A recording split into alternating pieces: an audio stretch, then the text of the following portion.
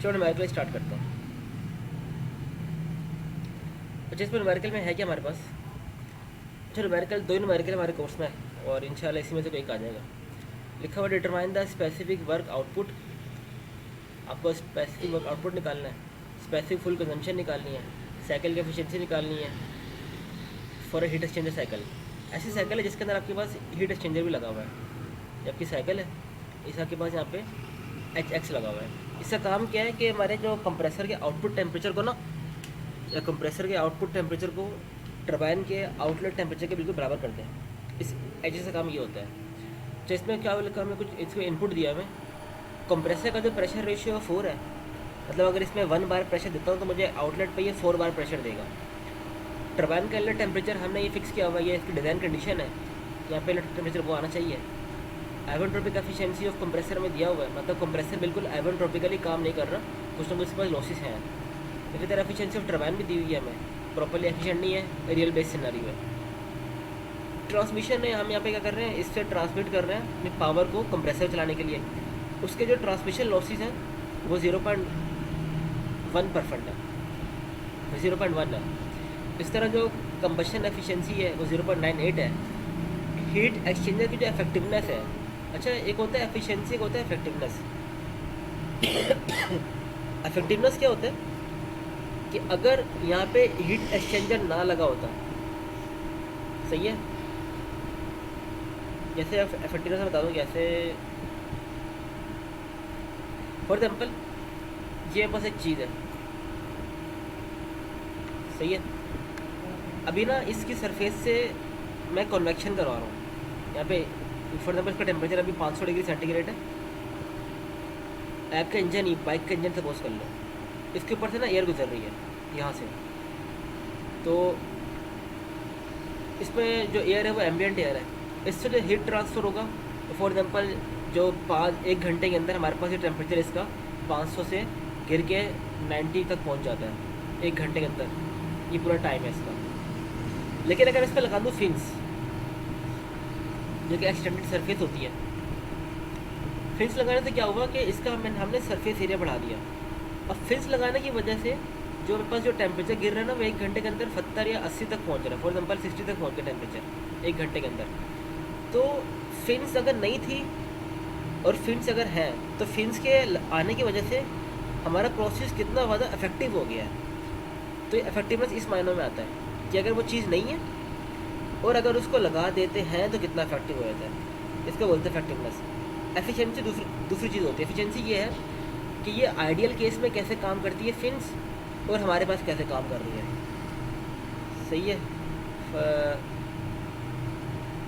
जैसे एक और एग्जाम्पल ले लेते हैं, जैसे बाबर आजम है। बाबर आजम को टीम में रखो तो एक इफेक्टिवनेस आती है इसकी, सही है। तो ना रखो तो टीम में क्या है, बिल्कुल टॉप ऑर्डर, बिल्कुल बैलेंस नहीं रहेगा, सही है। बाबर आजम के आने की वजह से टीम में क्या इफेक्टिवनेस होती है। और बाबर आजम है, बाबर आजम को जो एवरेज स्कोर है वो 50 प्लस होता है। अब वो किसी मैच में सही परफॉर्म नहीं करता, उसकी एफिशिएंसी उस मैच में कम हो जाती है। तो ये थोड़ा सिंपल सिनेरियो में समझ सकता है। वो चीज़ नहीं है और वो चीज़ अगर होती तो कितना ज़्यादा इफेक्टिव होती टीम, सही है। अगर वो है तो वो कितना एफिशिएंटली परफॉर्म कर रही है, उसको एफिशिएंसी बोलते हैं। और इफेक्टिवनेस क्या होता है, अगर वो ना होता तो कितना होता है। तो यहाँ पर जो लिखा हुआ है ना, ये जो इफेक्टिवनेस लिखा हुआ है,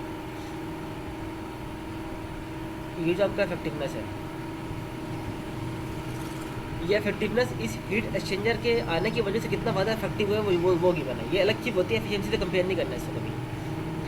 अगला हमारे पास प्रेशर लॉस गिवन है। कंबशन चैम्बर में जब हमारे पास कुछ चीज़ आती है तो इससे कुछ ना कुछ प्रेशर लॉस है, वो गिवन है। हीट एक्सचेंजर के हमारे पास 2 किस्म के प्रेशर लॉस होते हैं। एक प्रेशर लॉस हमारे पास जो होता है वो यहाँ से इनसाइड की तरफ आ रहा होता है, और एक प्रेशर लॉस यहाँ से इसकी तरफ से आ रहा होता है। दोनों तरफ प्रेशर लॉस गिवन है हमें। और हमें एम्बिएंट कंडीशन में गिवन है कि जो पी ए और जो टी यहाँ से दे रहे हैं इसका वो भी गिवन है हमें। तो न्यूमेरिकल सॉल्व करने का प्रॉपर सीक्वेंस है। दूसरा न्यूमेरिकल भी बिल्कुल ऐसे सॉल्व हुआ। सबसे पहले आपने करना क्या है, सबसे पहले आपने देखना है कि हमारा जो कंप्रेसर है ना, उसके अंदर टेम्परेचर चेंज कितना आ रहा है। कंप्रेसर जो है 2 पॉइंट्स के बीच में वर्क कर रहा है, पॉइंट नंबर 1, पॉइंट नंबर 2। तो T2 माइनस T1 करना है। अच्छा, एक और इसमें जमशेद लीड हमारे पास जो पी ए और टी नोट टी ए ना, ये दोनों हमारे पास पी ए एम्बियंट और टी ए एम्बियंट है। पहले वो समझ के हम हवा से ही ले रहे हैं। वो दोनों हमारे पास स्टैग्नेशन के बराबर है। तो पहले हमने वो बोला हुआ है कि दोनों स्टैग्नेशन के बराबर है, और हमने सपोज कि हम एयर के लिए काम करें तो हमारा जो एडियाबैटिक रेशियो हमारे 1.4 है वो। इससे पहले हमने कंप्रेसर का टेम्परेचर चेंज निकालना है। जैसे मैंने कहा था ना, ये आपकी जो ये वाली इक्वेशन है, ये वाली इक्वेशन कंप्रेसर के लिए, ये वाली इक्वेशन टरबाइन के लिए। तो हमने पहली वाली इक्वेशन यूज़ की कंप्रेसर वाली, ये इक्वेशन आपको गिवन होगी एग्जाम में। तब तो वो इक्वेशन यूज़ किया, आपको ये टी है पता है ना, एफिशिएंसी ऑफ कंप्रेसर पता है आपको, P02 upon P A. P02 क्या आपके पास, ये बेसिकली वो प्रेशर है जो आप यहाँ से बाहर निकाल रहे हो, और P01 के जो आप यहाँ से इनलेट दे रहे हो। इन दोनों का जो प्रेशर रेशियो पहले से गिवन है जो कि 4 था, तो प्रेशर रेशियो यहाँ पे रखा, गामा की वैल्यू फिक्स है, सारे वैल्यूज पुट के यहाँ पर जो टेम्परेचर चेंज आ गया ना कंप्रेसर का, वो आ गया यहाँ पे। इसी तरीके से अगर मैं टेम्परेचर चेंज को CP से मल्टीप्लाई करा दूँ ना, तो वो एंथैल्पी बन जाता है, और चेंज इन एंथैल्पी बेसिकली वर्क डन होता है। जो हमारे पास H होता है ना, H बराबर होता है CP डेल्टा T के,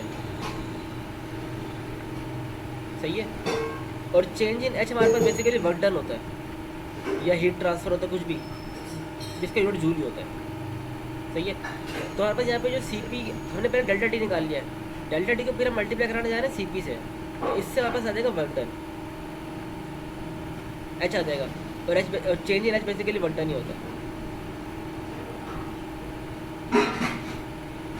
तो हमने किया कि ये वो टेम्परेचर जो कि कंप्रेसर ले रहा है, तो हमने बोला कि हम यहाँ पे लिखा कि अच्छा कंप्रेसर को ना इतना टेम्परेचर, इस टेम्परेचर से हमने निकाला वर्क डन। वर्क डन कैसे निकाला, इसको हमने CP से मल्टीप्लाई कर दिया। CP ऑफ एयर फिक्स होती है 1.005 होती है, इसको मल्टीप्लाई करा दिया, और हमारे पास जो कंप्रेसर को जो रन कर रहे हैं ना, बेसिकली हम वो इस ट्रांसमिशन के थ्रू रन कर रहे हैं। तो उस ट्रांसमिशन की कुछ एफिशिएंसी होगी जो कि हमारे पास गिवन है 0.99।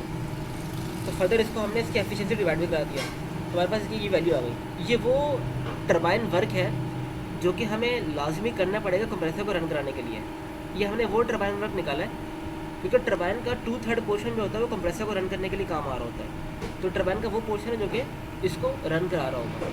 इसी तरह जो ये P03 और P04 वो टेम्परेचर है, एक यहाँ का टेम्परेचर जो कि टरबाइन का इनलेट टेम्परेचर होगा, प्रेशर होगा, और P04 टरबाइन का आउटलेट प्रेशर होगा। जैसे मैंने यहाँ पे समझाया था शुरू में, ये प्रेशर जो टरबाइन का इनलेट प्रेशर होता है वो लाजमी नहीं आपका ये वाला प्रेशर जो कंप्रेसर ने कंप्रेस किया होगा, उसके अंदर कुछ ना कुछ लॉसेस भी आए थे। और इस तरह टरबाइन का जो आउटलेट प्रेशर होता है वो लाजमी नहीं आपको बिल्कुल एम्बिएंट प्रेशर हो, उसके अंदर कुछ ना कुछ लॉसेस भी आ रहे होते हैं। तो इन दोनों क्वेश्चन यूज़ करके यहाँ पे हमने P03 और P04 निकाला।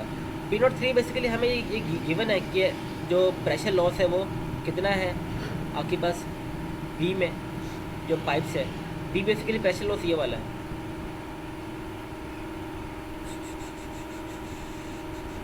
ये कंबशन चैम्बर वाला, और उससे पहले आपके पास गिवन है PHA, वो हीट एक्सचेंजर जो आपका एयर से जो अंदर इंटर हो रही है ना, यहाँ पे जो हीट लॉस हो गया उसको ये बोला है P डेल्टा HA, और जो फ्यूल या कंबशन चैम्बर आपको जो लॉस हो रहा है उसको P बोला हुआ है। तो दोनों वैल्यू आपने वहाँ से रखी हैं, दोनों की वैल्यू पे गिवन है, एक की 0.02 है, दूसरे की 0.103 है, दोनों का रखा है, इसको सॉल्व किया है। और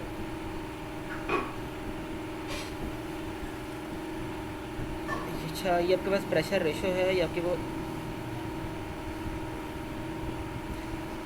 अच्छा जो P02 है ना, आमतौर पे क्वेश्चन में हमें P02 गिवन नहीं था, यहाँ पे हमने 4 लिखा हुआ है।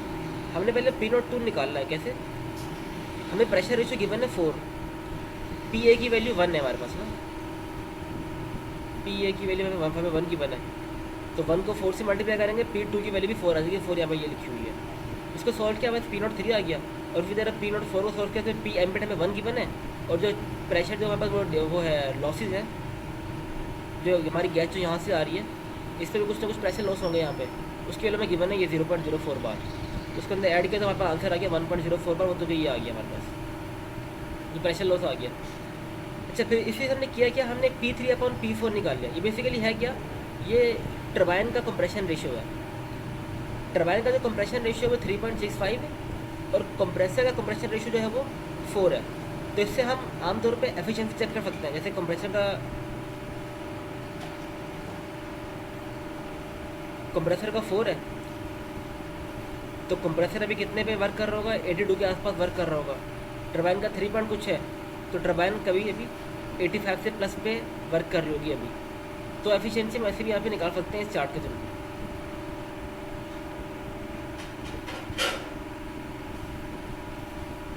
यहाँ तक पहुँच के हमने कंप्रेशन रेशियो निकाल लिया है, प्रेशर रेशियो।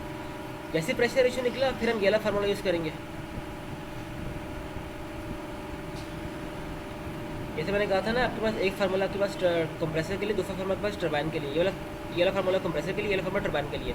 इससे बेसिकली हमें टरबाइन का कंप्रेशन रेशियो पता होना चाहिए, तो इससे हमने जो टरबाइन में टेम्परेचर चेंज आ रहा है वो निकाल लेंगे। तो वही किया, इसको यूज़ करके हमने टरबाइन का जो टेम्परेचर आ रहा है वो निकाल लिया हमने। तो अगर इसी को हम CP से मल्टीप्लाई कर देंगे तो हमारे पास आ जाएगा वर्क डन। ये वो वर्क डन होगा जो कि टरबाइन ने किया होगा, तो उसको CP से मल्टीप्लाई कर दिया, हमारे पास एक वर्क डन आ गया। ये वो वर्क डन है जो कि टरबाइन कर रही है, अभी टरबाइन से इतना निकाल रहे हैं। इससे पहले भी हमने वर्क डन निकाला टरबाइन का। ये वो वर्क डन है जो कि कंप्रेसर को लाजमी ये लाजमी कंप्रेसर को देना है इसने। तो अगर इसमें से जो कंप्रेसर को लाजमी दे रही है वो माइनस कर देंगे तो हमारे पास क्या आ जाएगा, हमारे पास यूज़फुल वर्क डन आ गया। ये वो वर्क डन है जो कि यूज़फुल है, इससे हम कुछ भी काम कर सकते हैं, एनर्जी जनरेशन कर सकते हैं, कोई और काम कर सकते हैं इससे। सही है, तो यहाँ तक हमने टरबाइन कंप्रेसर की वैल्यू सारी निकाल ली है।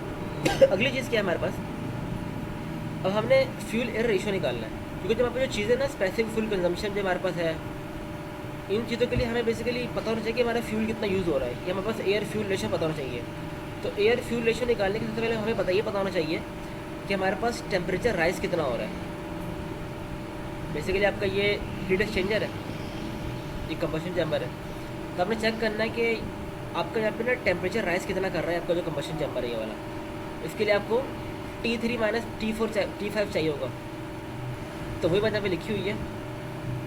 हमें बेसिकली T3 माइनस T5 इसकी वैल्यू चाहिए। उसके लिए हम जो सहारा ले रहे हैं ना, वो हीट एक्सचेंजर की इफेक्टिवनेस का सहारा ले रहे हैं। हमें जो क्वेश्चन में एक चीज़ गिवन है, effectiveness of heat exchanger given है, जो कि 0.8 है। सही है। अच्छा, इसका फार्मूला क्या होता है हमारे पास इफेक्टिवनेस का, आउटपुट डिवाइड बाय इनपुट। हमें इसमें बल्कि नहीं, इनपुट डिवाइड बाय आउटपुट है, मैं दिखाया था, इनपुट डिवाइड बाय आउटपुट है। यहाँ पे इनपुट क्या है हमारे पास, हमारा इनपुट यहाँ से आ रहा है जिसको हमें गर्म करना है, जो हमारी डिज़ायर है। सही है, तो क्या हो जाएगा T5 माइनस T2, और इसको हम एनर्जी कहाँ पे दे रहे हैं, यहाँ पे दे रहे हैं, तो इसमें क्या हो जाएगा T4 माइनस T6। अमूमन आमतौर पे यहाँ पे T6 यूज़ करने के, लेकिन इसके अपने फार्मूले में T2 यूज़ कर रहे हैं। उसकी वजह है क्योंकि T6 आइडियल केस में T6 T2 आपस में बराबर होते हैं। अगर मैं इसकी साइकिल दिखा दूँ आपको, आइडियल केस में जो T6 T2 का जो टेम्परेचर है आपस में बराबर होता है। तो चाहो तो यहाँ पे T6 करो या चाहो यहाँ पे T2 कर लो, बात एक ही है।